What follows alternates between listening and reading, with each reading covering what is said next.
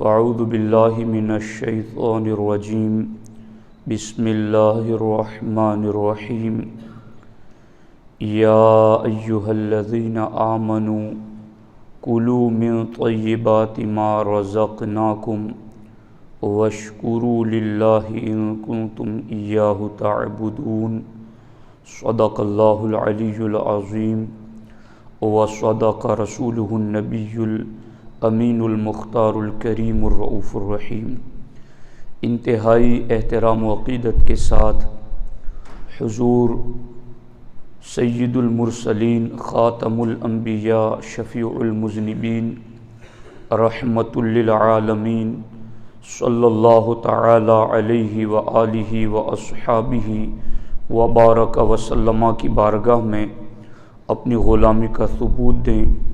اور جس طریقے سے میں پڑھا ہوں میرے ساتھ مل کر بآواز بلند نذرانہ محبت پیش کریں۔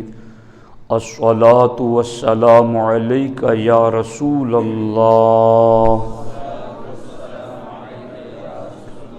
الصلاۃ والسلام علیک یا حبیب اللہ،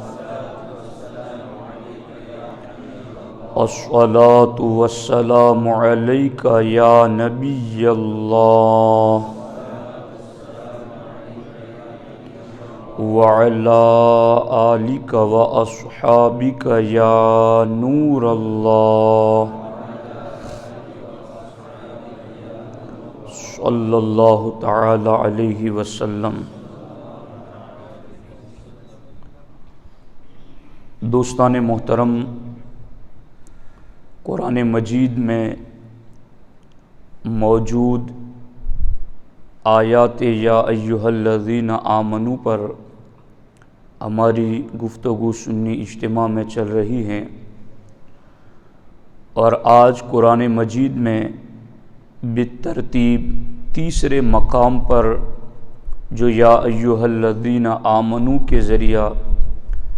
اہل ایمان کو حکم دیا گیا،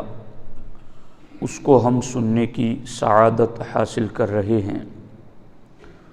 سورۃ البقرہ آیت نمبر 172 میں اللہ رب العزت نے ارشاد فرمایا، یا ایہا الذین آمنوا کلوا من طیبات ما رزقناکم، اے ایمان والو ہماری دی ہوئی ستھری چیزیں کھاؤ، واشکروا للہ ان کنتم ایاہ تعبدون، اور اللہ کا شکر ادا کرو اگر تم اسی کی عبادت کرتے ہو۔ دوستان محترم، اس آیت مبارکہ میں اللہ رب العزت نے ہمیں طیبات یعنی پاکیزہ چیزیں کھانے کا حکم عطا فرمایا۔ سورۃ البقرہ ہی میں آیت نمبر 168 میں اللہ رب العزت نے طیب کے ساتھ حلال کو بھی ذکر فرمایا، لیکن وہاں یا ایہا الناس کہہ کر خطاب کیا گیا، یا ایہا الناس کلوا مما فی الارض حلالا طیبا، اے لوگو زمین کی ان چیزوں میں سے کھاؤ جو حلال و طیب ہیں۔ اب یہاں جو چیزیں قابل توجہ ہیں ہمارے لیے وہ یہ ہیں کہ کھانا پینا انسان کی زندگی کی ضروریات میں سے ہیں، جس پر انسان کے بہت سارے کاموں کا دار و مدار ہیں۔ غذا ہی انسان کے جسم کو طاقت اور قوت فراہم کرتی ہیں، اور اسی سے جسم صحت مند بھی رہتا ہے، اور اسی سے غذاؤں کی وجہ سے ہی جسم بیماری میں بھی مبتلا ہوتا ہے۔ اور غذا کا اثر صرف انسان کی طاقت و قوت اور صحت اور مرض ہی پر اثر نہیں پڑتا، یعنی غذا کی وجہ سے صرف طاقت ہی نہیں ملتی، صرف صحت اور مرض ہی غذا کے ساتھ نہیں آتا، بلکہ غذا انسان کے اخلاق و کردار پر بھی اثر ڈالتی ہیں۔ اسی لیے حضور صدر الشریعہ بدر الطریقہ علامہ امجد علی اعظمی علیہ الرحمہ نے بار شریعت میں بعض جانوروں کا اہل ایمان کے لیے حرام ہونا اس کی وجہ ذکر فرمائیں کہ یہ بعض جانور انسان کے لیے حرام کیوں ہیں، یہ کتا ہے، خنزیر ہیں، شیر ہیں اور اس طرح کے دیگر جانوروں کا گوشت انسان کے لیے حرام کیوں ہیں؟ تو حضور صدر الشریعہ فرماتے ہیں چونکہ گوشت انسان کے جسم کا حصہ بنتا ہے، انسان جو غذا لیتا ہے اس سے اس کے جسم میں طاقت بھی آتی ہے اور جس جانور کا وہ گوشت ہے اس کا اثر بھی، اس کی عادتوں کا اثر بھی انسان پر مرتب ہوتا ہے۔ تو حضور صدر الشریعہ فرماتے ہیں کوئی جانور ایسا ہے جو حریص اور لالچی ہونے میں اس کی صفت غالب ہیں، کوئی جانور ایسا ہے جو محض نفس پرستی اور خواہشات کی تکمیل اس میں غالب ہیں، کوئی جانور ایسا ہے کہ جس میں ظلم غالب ہیں۔ تو اللہ تعالیٰ نے ان جانوروں کا گوشت اس لیے حرام کیا کہ کھانے سے ممکن ہے جسم کو طاقت تو مل جائے مگر وہ ان جانوروں کی بری خصلتیں ایمان والوں میں نہ آ جائے، اس لیے اللہ رب العزت نے ان حرام جانوروں کا کھانا ہمارے لیے حرام قرار دیا کہ صرف غذا سے مقصود جسم کی طاقت نہیں ہے، غذا سے مقصود انسان کی روح کی اصلاح بھی ہے، انسان کے باطن کی طہارت بھی ہیں، انسان کو تقوی اور پرہیزگاری کے بلند درجوں تک پہنچانا بھی ہیں۔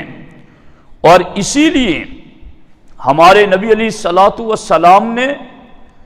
جہاں یہ چیز ذکر فرمائی کہ الحلال بین والحرام بین وما بینہما مشتبہات، سرکار فرماتے ہیں حلال بھی واضح ہیں اور حرام بھی واضح ہیں اور ان دونوں کے درمیان بعض چیزیں ہیں جو شبہ والی ہیں۔ تو سرکار دو عالم صلی اللہ تعالی علیہ وسلم نے ان شبہ والی چیزوں کے حوالے سے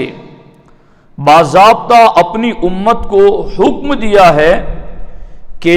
فَمَنِ اتَّقَى الشُّبْهَاتِ اسْتَبْرَأَ لِدِينِهِ وَعِرْضِهِ، تو جو ان بیچ والی شبہ والی چیزوں سے بچ گیا اس کا دین بھی بچ گیا، اس کی عزت بھی بچ گئی۔ وَمَنْ وَقَعَ فِي الشُّبْهَاتِ وَقَعَ فِي الْحَرَامِ، اور جو ان شبہ والی چیزوں میں پڑ جائے گا وہ عنقریب حرام میں بھی پڑ جائے گا۔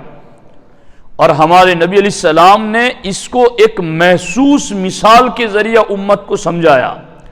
سرکار نے فرمایا کالراعی یرعا، جس طرح سے ایک چرواہا اپنا جانور جب کھیت میں چرانے کے لیے لے جاتا ہے اور وہ کھیت کی جو منڈیر ہوتی ہیں جس کو ہمارے یہاں کیا کہتے ہیں سیڑا، جی،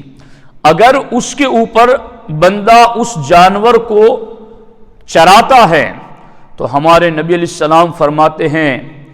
یوشکو ان یرتع فیہ، قریب ہیں کہ وہ منڈیر پر چرنے والا جانور کھیت میں بھی منہ ڈال دے، چونکہ اب وہ قریب پہنچ چکا ہے۔ تو سرکار دو عالم صلی اللہ علیہ وسلم نے فرمایا کہ حلال بھی واضح ہیں، حرام بھی واضح ہیں اور درمیان میں شبہات ہیں، اور سرکار نے ان شبہات میں پڑنے والے کو اس جانور سے تشبیہ دی گئی جو جانور منڈیر پر چر رہا ہے، کہ وہ منڈیر پر چرنے والا قریب ہے کہ منہ ڈال دیں۔ اسی طرح شبہات والی چیزوں کو استعمال کرنے والا قریب ہے کہ حرام میں بھی منہ ڈال دیں۔ اب ہمارے نبی علیہ السلام فرماتے ہیں وَإِنَّ لِكُلِّ مَلِكٍ حِمًا، کہ ہر بادشاہ کی ایک حد مقرر ہیں، اور سرکار فرماتے ہیں الا ان حم اللہ محارمہ، اور خبردار سن لو بے شک اللہ کی حد اس کی حرام کی ہوئی چیزیں ہیں۔ تو اب یہاں یہ جو سرکار نے ذکر فرمایا نا کہ حلال واضح حرام واضح، درمیان میں مشتبہات ہیں، اور پھر سرکار نے اس کو ایک اس جانور سے تشبیہ دی کہ جو کہ منڈیر پر چل رہا ہے اور قریب ہے کہ کھیت میں منہ ڈال دیں۔ سرکار نے فرمایا بس اسی طرح اللہ کی بھی بعض حدیں ہیں، اور پھر اس حدیث کے ساتھ یہ لفظ سرکار نے ذکر فرمایا جو میں آپ کو خاص سمجھانا چاہتا ہوں کہ غذا کا روح پر اثر کیسے پڑتا ہے۔ سرکار نے اس حدیث میں فرمایا الا وَإِنَّ فِي الْجَسَدِ لَمُضْغَةٌ اِذَا صَلُحَتْ صَلُحَ الْجَسَدُ كُلُّهُ وَإِذَا فَسَدَتْ فَسَدَ الْجَسَدُ كُلُّهُ أَلَا وَهِيَ الْقَلْبُ۔ سرکار فرماتے ہیں اور آگاہ رہو، سن لو، جسم میں گوشت کا ایک لوتھڑا ہے، اگر وہ صحیح ہیں تو پورا جسم صحیح ہے، وہ بگڑ گیا تو پورا جسم بگڑ گیا۔ الا وہی القلب، سرکار فرماتے سن لو، جسم میں گوشت کے اسی لوتھڑے کو دل کہتے ہیں۔ تو یہاں بات ہو رہی ہے چراگاہ کی، یہاں بات ہو رہی ہے مشتبہات میں پڑنے کی، یہاں بات ہو رہی ہے اللہ کی حرام کردہ حدوں کی۔ اس کے ساتھ سرکار نے یہ جسم کے گوشت کے لوتھڑے کا ذکر کیوں فرمایا کہ وہ صحیح تو پورا جسم صحیح، وہ بگڑ گیا تو پورا جسم بگڑ گیا؟ اس کا مطلب یہ ہے کہ شبہات میں پڑو گے تو تم ویسے ہی حرام میں پڑ جاؤ گے جیسے منڈیر پر چرنے والا جانور کھیت میں منہ ڈال دیتا ہے، اور پھر یوں شبہات کے ذریعہ تم حرام میں پڑو گے تو تم میں سے کوئی یہ نہ سوچیں کہ ہماری صحت پر کیا اثر پڑتا ہے، ہمارے دین پر کیا اثر پڑتا ہے، ہمارے ایمان پر کیا اثر پڑتا ہے۔ سرکار فرماتے ہیں یہ منڈیر پر چلنے والا جب کھیت میں منہ ڈالے گا، جس طرح شبہات میں پڑنے والا حرام میں منہ ڈالے گا، تو تم یہ نہ سمجھنا کہ کوئی فرق نہیں پڑے گا، اس لقمے کا سیدھا اثر تمہارے دل پر مرتب ہوگا، اور سیدھا تمہاری عادت و اطوار بدلنے لگے گی، تمہاری سوچ بدلنے لگے گی، تمہاری فکر بدلنے لگے گی۔ یہ بلا وجہ تو آج عقائد، اعمال اور دین میں لوگ شک نہیں کر رہے ہیں۔ پاک کھاتے تو سوچ بھی پاک بنتی، طیب کھاتے تو ان کا دل بھی طیب رہتا، اگر طیبہ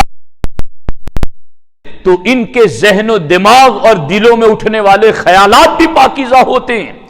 مگر یہ غیر طیب چیزیں کھا کھا کر کے لوگوں کے ذہن غیر طیب ہو گئے، ان کے ذہن خباثت کی طرف چلے گئے، تو اب پھر وہ عقائد میں بھی شک کرے گا، وہ عمل میں بھی شک کرے گا، وہ دین میں بھی شک کرے گا، وہ پھر آگے یہ کہے گا یار یہ 1400 سال پرانی باتیں یہ کیوں کر رہے ہیں، حالات تو دیکھو، تقاضے تو دیکھو، کیا کرنا چاہیے۔ یہ عجیب قسم کے علماء ہیں جو پرانی باتیں کرتے رہتے ہیں، حالات دیکھتے ہی نہیں ہیں۔ یہ ان مریض ذہنوں کی سوچ ہے جنہوں نے طیب کو چھوڑا اور اس منڈیر پر چرتے چرتے کھیت میں منہ ڈال دیا، تو اس غذا نے ان کے جسم پر ایسا اثر ڈالا کہ اب ان کی سوچ اسلام سے ہٹ رہی ہے، اب ان کی روح ایمان سے ہٹ رہی ہے۔ تو اسلام کے علاوہ باقی مذہبوں میں یہ تعلیم نہیں ہے، وہ تمہیں ممکن ہے کچھ انسانی حق بتا کر یہ کہیں کہ کسی کا ہڑپ نہ لو یہ اچھا نہیں ہے، کسی کا لے نہ لو یہ اچھا نہیں ہے، مگر اسلام کس حد تک جا کر کے حرام سے بچاتا ہے۔ جہاں آج کا غیر مسلم ذہن سوچ بھی نہیں سکتا، اسلام وہاں جا کر کے اپنے ماننے والوں کی دین اور ایمان کی فکر بھی کرتا ہے اور ان کی روحانی تربیت بھی کرتا ہے۔ اس لیے ساتھیوں یہ چیزیں، اور اسی لیے ہمارے بزرگوں نے اس مقام پر، میں آپ کو جو بات سمجھانا چاہتا ہوں وہ خاص یہ ہے، ایک کتاب ہے طبقات الصالحین، اور اس میں باضابطہ سیدنا ابو بکر الصدیق رضی اللہ تعالیٰ عنہ کی پوری زندگی بیان کی،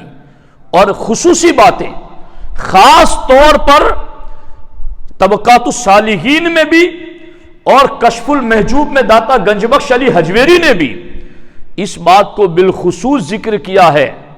کہ صوفیہ صالحین کا بھی امت میں امام ابو بکر صدیق ہیں، اور انہوں نے وہاں دلیل ذکر کی ہے۔ کیا دلیل ذکر کی ہے؟ دلیل یہ ذکر کی ہے وہاں پر کہ سیدنا صدیق اکبر رضی اللہ تعالی عنہ کا ایک غلام تھا، اور وہ آپ کی خدمت میں روزانہ کھانا پیش کرتا، عائشہ صدیقہ سے روایت ہے۔ ایک دن اپنی کمائی سے وہ کچھ حصہ لایا اور سیدنا صدیق اکبر رضی اللہ تعالیٰ عنہ نے اس سے کھایا۔ فقال له الغلام، تو اس غلام نے ابو بکر صدیق سے کہا تدری ما ھذا، ابو بکر تم جانتے ہو یہ جو تم نے کھایا وہ کیا تھا؟ آپ نے کہا ما ہوا، وہ کیا تھا؟ اس نے کہا کنت تکہنت لانسان فی الجاہلیہ، میں نے زمانے جاہلیت میں اسلام آنے سے پہلے ایک بندے کے لیے جادو کا کام کیا تھا، کہانت کا کام کیا تھا، اور اس سے اجرت لینا باقی تھا۔ فَأَعْتَانِ بِذَلِكَ، تو اس نے اسی اجرت کے بدلے میں یہ کھانا مجھے دیا تھا۔ فَهَذَا الَّذِي أَكَلْتَ مِنْهُ، تو یہی وہ چیز تھی جو آپ نے کھائی ہیں۔ قالت، عائشہ صدیقہ فرماتی ہیں فَأَدْخَلَ أَبُو بَكْرٍ يَدَهُ فَقَاءَ كُلَّ شَيْءٍ فِي بَطْنِهِ، صدیق اکبر نے اپنی انگلیاں منہ میں ڈالی اور جتنی چیز پیٹ میں گئی تھی الٹی کر کے اسے واپس نکال دیا، الٹی کر کے واپس نکال دیا۔ صدیق اکبر یہ وہ رازدار مصطفیٰ ہے، باضابطہ صوفیاء نے لکھا ہے کہ جو صدیق اکبر کے دل میں جو راز تھے نبوت کے، وہ صحابہ میں سے بھی کوئی برداشت کرنے کا اہل نہیں تھا، وہ راز سرکار نے ابو بکر صدیق کو عطا فرمائے تھے۔ وہ جان بوجھ کر نہیں کھایا، ایک شبہ والی چیز، وہ بھی بندے نے زمانے جاہلیت میں کیا تھا اور کوئی نہ کوئی کام ہی کیا تھا جس کے بدلے میں آیا تھا، مگر ایک شبہ والی چیز سیدنا ابو بکر صدیق رضی اللہ تعالیٰ عنہ نے فوراً الٹی کر کے باہر نکال دی، کچھ حصہ نہ نکلا۔ آپ بہت کوشش کر رہے تھے تو لوگوں نے کہا حضرت کچھ پانی پئیں گے تو وہ کھانا کھایا ہوا اوپر آئے گا تو پھر پانی کے ساتھ نکل آئے گا۔ آپ نے پانی پیا، پھر الٹی کی، اور جو کچھ بچا تھا جلد سے جلد اسے باہر نکال دیا، کیونکہ یہ انہیں سرکار نے ڈائریکٹ بتایا تھا کہ وما بینہما مشتبہات، کہ جو درمیان میں ہے وہ شبہ والی چیزیں ہیں، اس میں نہ پڑنا تم۔ تو انہوں نے کس طرح عمل کیا، اور اسی لیے تصوف کی جتنی بھی راہیں چل رہی ہیں ان راہوں کا سوتا پھوٹتا ہے تو ابو بکر صدیق کی سیرت سے پھوٹتا ہے۔ صوفیہ کی زندگی میں آپ کو یہ چیز واضح طور پر نظر آئے گی کہ صوفیہ رزق میں غذا کا خاص اہتمام کرتے، کہ یہ کوئی حرام کی طرف تو جاتے ہی نہیں، شبہات والی چیزوں سے بھی بچتے تھے۔ اور کئی ولیوں کی سیرت میں نے پڑھا کہ جب ایسی شبہ والی چیزیں ان کے پاس آتی تھیں، کوئی لاتا تھا تو اللہ ان کو یوں بچاتا کہ ان کا ہاتھ ہی اس کی طرف نہ بڑھتا۔ باضابطہ انہیں اس طرح غیبی اشاروں کے ذریعے اطلاع دی جاتی اور وہ ان شبہ والی چیزوں سے بچتے تھے۔ اسی لیے آپ اس سلسلے کے اندر اس چیز کو بھی دیکھ سکتے ہیں کہ حضرت سیدنا بشر الحافی رضی اللہ تعالی عنہ کی بہن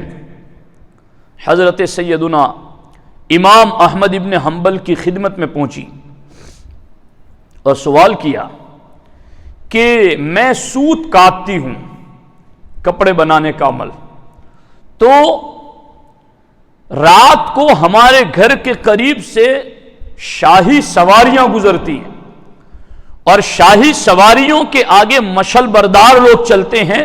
بڑی شمع اٹھا کر کے، جس کی روشنی پڑتی ہے تو میں اپنا سوت کاٹنا چاہتی ہوں، تو کیا میرے لیے شاہی سواریوں سے چلنے والی جو مشل ہیں اس کی روشنی میں سوت کاٹنا جائز ہے؟ تو امام احمد ابن حنبل نے پوچھا کہ آپ کون ہو، پہلے یہ تو بتاؤ۔ کہا میں بشر الحافی کی بہن ہوں۔ تو امام احمد ابن حنبل رضی اللہ تعالیٰ عنہ نے ارشاد فرمایا تمہارے گھر سے تو تقوی اور پرہیزگاری کا دریا بہتا ہے، تم ان مشعلوں کی روشنی میں سوت نہ کاٹا کرو کہ مالک کی اجازت کے بغیر اس کی مشعل سے روشنی کا فائدہ حاصل کرنا جائز نہیں ہے۔ اور اسی طرح سے یہ ہیں وما بینہما مشتبہات سے بچنے والے۔ اور اسی طرح سے سیدنا رابعہ عدویہ رضی اللہ تعالی عنہا فرماتی ہیں کہ ایک مرتبہ شاہی مشل کی روشنی میں اپنی پھٹی ہوئی قمیص سی لی اور اس کو پہن لیا۔ فرماتی ہیں کہ شاہی مشل کی روشنی میں اپنی پھٹی ہوئی قمیص کو میں نے سل کر جب پہنا تو فرماتی ہیں کہ میرے دل کی حالت کئی دنوں تک بدلی ہوئی محسوس ہونے لگی، کہ میرے دل کی حالت بدل رہی ہے، کیفیت بدل رہی ہے، کہ ایسا کیوں ہو رہا ہے؟ رابعہ عدویہ فرماتے ہیں کہ اچانک قمیص کا خیال آیا۔ فرماتی ہیں جیسے ہی میں نے اس قمیص کو اتار کر پھینک دیا دل کی حالت درست ہو گئی اور اللہ نے پھر پہلے والا نور عطا فرما دیا۔ تو ساتھیو یہ ہے یا ایھا الذین آمنوا کلوا من طیبات ما رزقناکم۔ اب یہاں میں دو چیزوں کی وضاحت آپ کی خدمت میں عرض کرنا چاہتا ہوں کہ ایک ہے حلال اور ایک ہے طیب۔ اب یہ طیب اور حلال ان دونوں میں کیا فرق ہیں؟ تو طیب وہ ہے جو نہ خود برا ہو اور نہ برے ذریعے سے حاصل کیا گیا ہو، جیسے سور یا کتے کا گوشت خود ہی برا ہے تو وہ تو حرام ہی ہے اور خبیث ہے، لیکن جو چیزیں واضح طور پر اللہ اور اس کے رسول کے ارشاد کے مطابق حلال ہیں، چاول ہیں، گیہوں ہیں، گوشت ہیں، لیکن حرام دولت سے اس کو حاصل کیا، حرام کمائی سے اس کو حاصل کیا، حرام ذریعے سے اس کو حاصل کیا، تو وہ چیز فی نفسہ حلال تو ہیں مگر اب وہ چیز طیب نہیں ہے، اب وہ چیز خبیث ہو گئی۔ تو لوگ عام طور پر، حالانکہ دونوں معاملات میں اہل ایمان بڑی تعداد میں کمزور ہیں، کہ ایک تو وہ حرام جس کو اللہ رسول نے واضح لفظوں میں حرام کر دیا، جوا ہو، شراب ہو،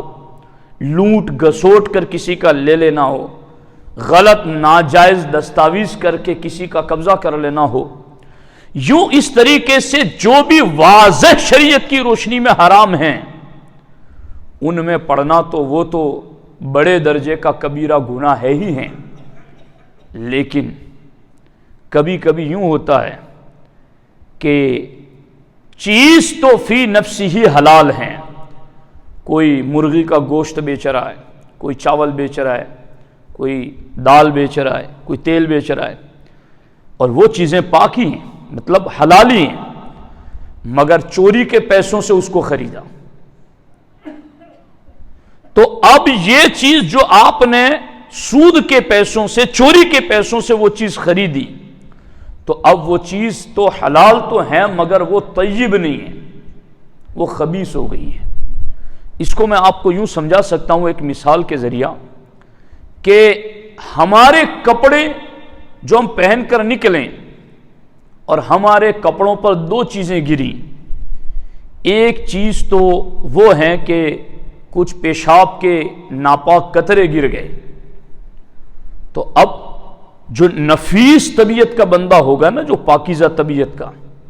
وہ اگرچہ پیشاب کے قطرے نظر نہیں آ رہے مگر پھر بھی وہ ایسے کپڑے پہننا گوارا نہیں کرتا، جتنا ہو سکے اتنا جلدی یا تو اس کو دھل دیتا ہے یا نکال دیتا ہے۔ لیکن انہی کپڑوں پر اگر شربت گر جائے، دودھ گر جائے، تو شربت اور دودھ یہ تو پاکیزہ ہے، یہ تو نجس اور ناپاک نہیں ہے،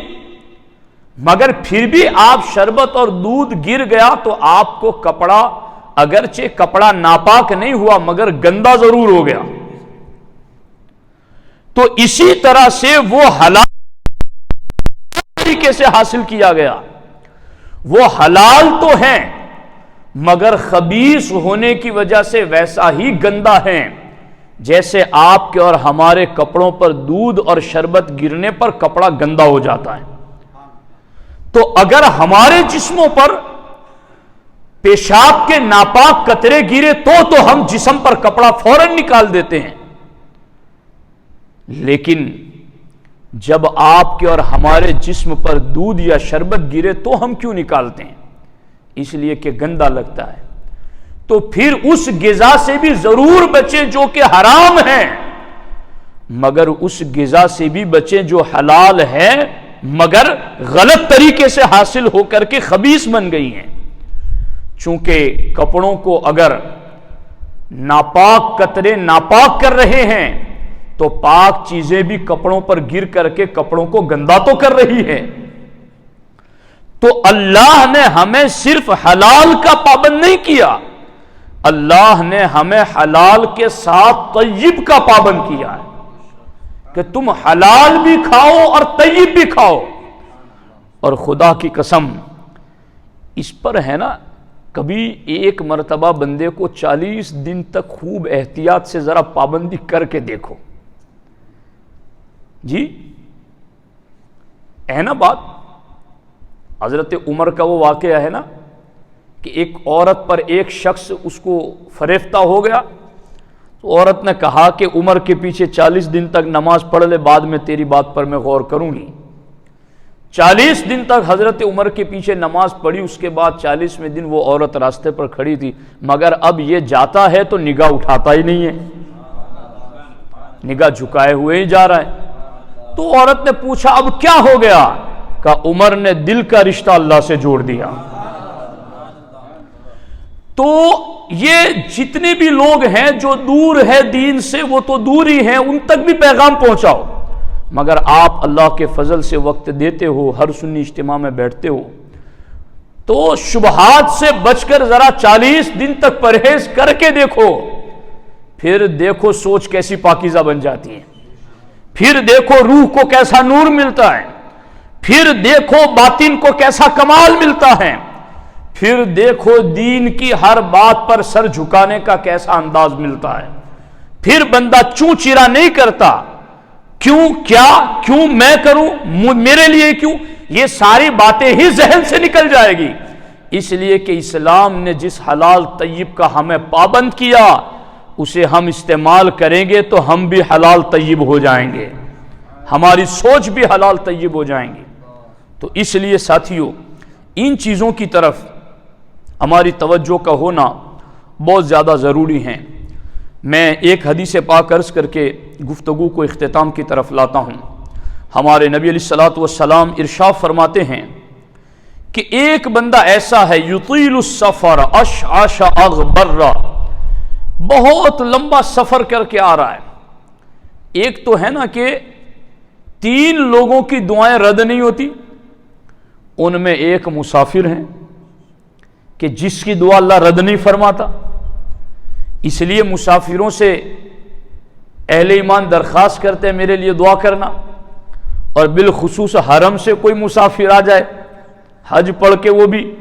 تو سرکار فرماتے جب تک گھر میں نہیں آیا دعا کرا لے اسے، وہ جس کے لیے دعا کرے گا اللہ اسے بھی بخش دے گا.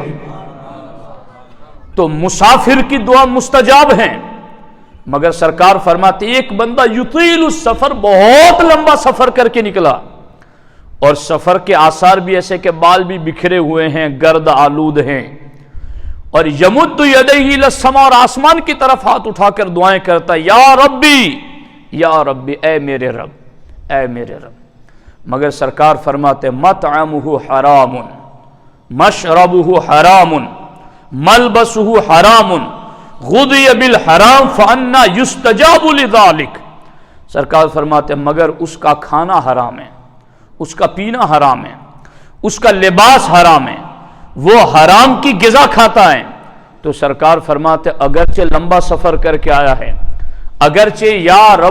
ربی پکار رہا ہے، اگرچہ آسمان کی طرف ہاتھ بلند کر رہا ہے. آسمان کی طرف ہاتھ بلند کرنے کی اجازت اس لیے بھی ہے کہ آسمان دعاؤں کا قبلہ ہے. یہ علامہ مولا علی قاری رحمۃ اللہ تعالی نے لکھا ہے. یعنی مومن اور سرکار نے جو ہاتھ اٹھائے ہیں نا آسمان کی طرف، تو وہ جہت کے لیے نہیں. مفتی صابر صاحب نے آپ نے سوال کیا تھا تو بتایا تھا نا کہ اللہ کو کئی لوگ اوپر والا کہتے ہیں، وہ ناجائز ہے، اس کی اجازت نہیں. تو یہ جو ہاتھ اٹھا کر یا اوپر دیکھتے ہیں تو پھر یہ بھی ناجائز ہونا چاہیے. کہا نہیں، یہ ہاتھ اوپر اٹھا کر یا اوپر دیکھتا ہے تو اس لیے کہ دعاؤں کی قبولیت کا قبلہ آسمان میں ہے. تو اب یہ بندہ آسمان کی طرف ہاتھ بھی اٹھا رہا ہے، یا رب بھی پکار رہا ہے، لمبے سفر سے بھی آیا ہوا ہے، سفر میں ہے، اور وہ غبار آلود بال بھی بکھرے ہوئے ہیں. مگر سرکار فرماتے ہیں اس کا اوڑھنا بچھونا کھانا پینا سب حرام ہے، تو اس کی دعا اللہ کیسے قبول فرمائے؟ تو اس لیے ساتھیوں، یہ یا ایھا الذین آمنو کے ذریعہ اہل ایمان کو اس چیز کا حکم دیا گیا، اے ایمان والو ہماری دی ہوئی ستھری چیزیں کھاؤ اور اللہ کا شکر ادا کرو. کھانے کے بعد بھی بندہ چونکہ کبھی زیادہ کھا لیتا ہے تو پھر چورن کھاؤ، یہ کھاؤ وہ کھاؤ. اللہ فرماتا ہے کھا لو تو شکر کا چورن بھی استعمال کرو، وشکرو، شکر ادا کرو. ان کنتم اگر تم اللہ کی عبادت گزارو تو تم یہ کرو، یہ قرآن کا حکم ہے. یعنی یہی انداز ہے، ان کنتم یاہ تعبدون، اگر تم اللہ کی عبادت کرنے والے ہو تو تمہیں یہ کرنا پڑے گا. تو انشاءاللہ الرحمن میں اور آپ سب حلال طیب کا اہتمام کرتے ہیں اور انشاءاللہ مزید استقامت سے کریں گے اور شبہات سے بھی بچنے کی کوشش کریں گے.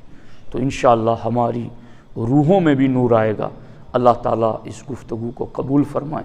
اور اللہ تعالیٰ ہمیں رزق حلال طیب کی توفیق عطا فرمائے. السلام علیکم ورحمۃ اللہ.